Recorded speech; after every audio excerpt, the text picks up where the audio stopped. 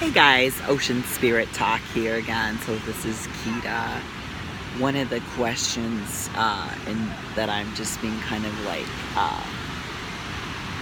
pondering right now is how can you be happy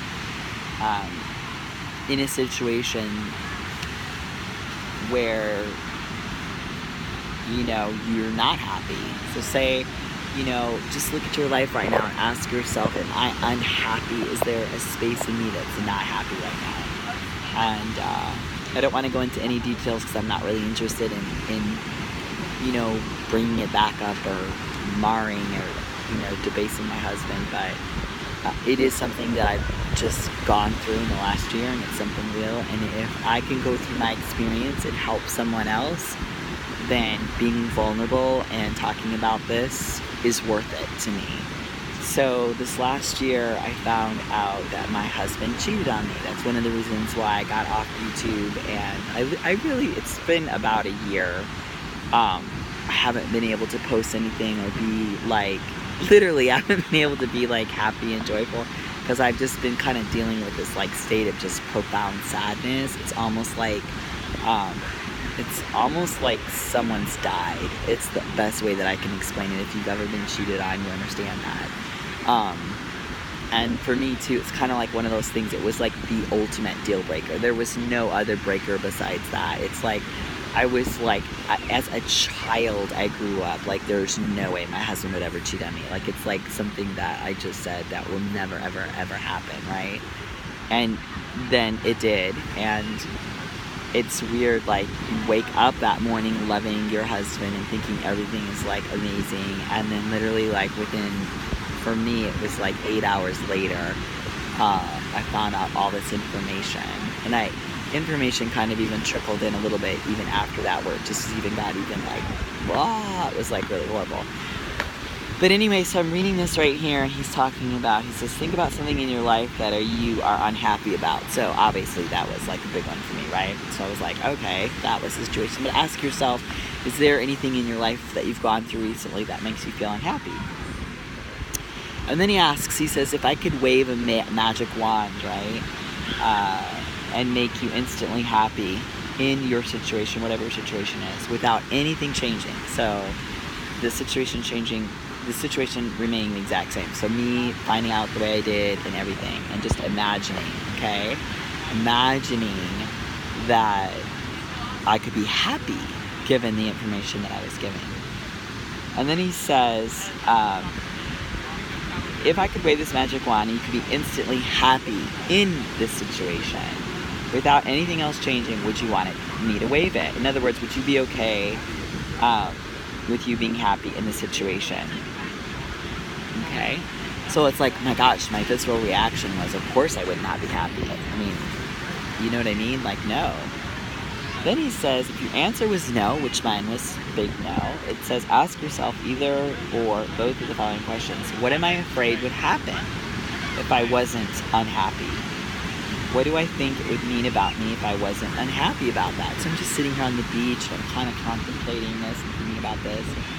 And I'm just like, well, one of the reasons why I have to be unhappy is that if I was happy about it, it would show him that I didn't care, right?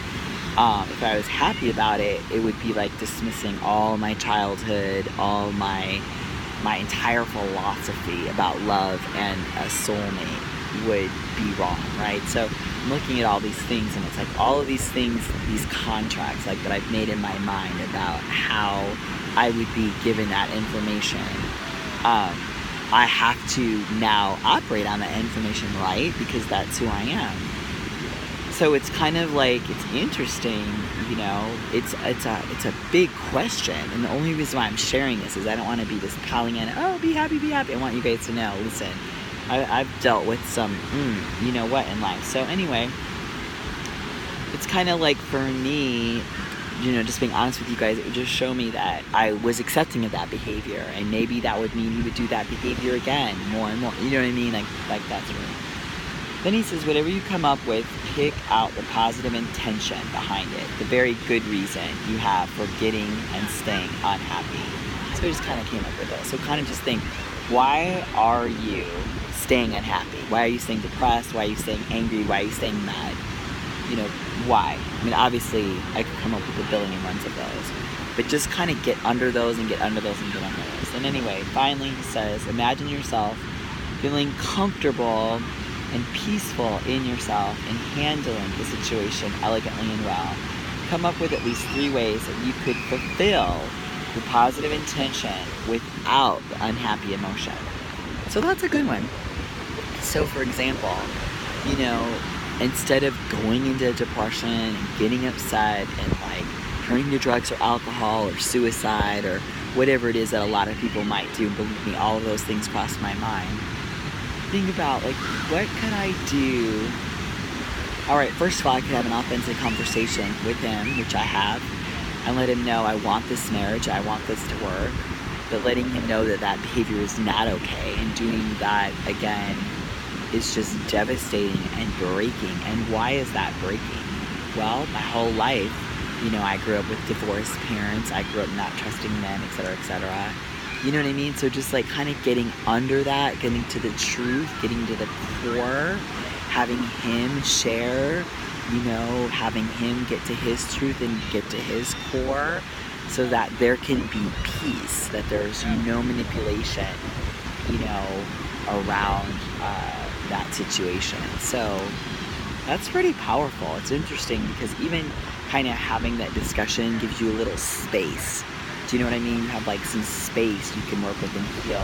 And that's the thing about, loss, depression, relationships, things like that.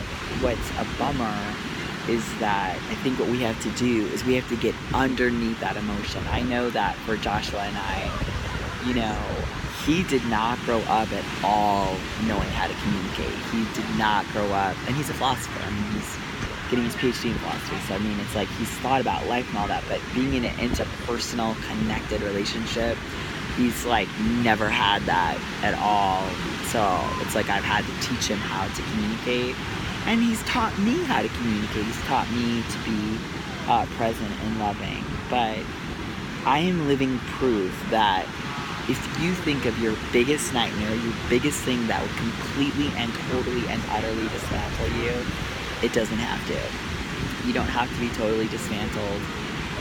You can get underneath that, and you can get to your kernels of your truth. All right, if that opened up anything, leave your likes, your comments. Let other people subscribe. I love you guys. I am back. As soon as I get back to Tucson, I'll be probably posting maybe once a week, not every day like I am now, but I'm on vacation, so I'm just posting a lot of good stuff for you guys. I love you, and I'll talk to you soon. Take care. Bye. Mwah.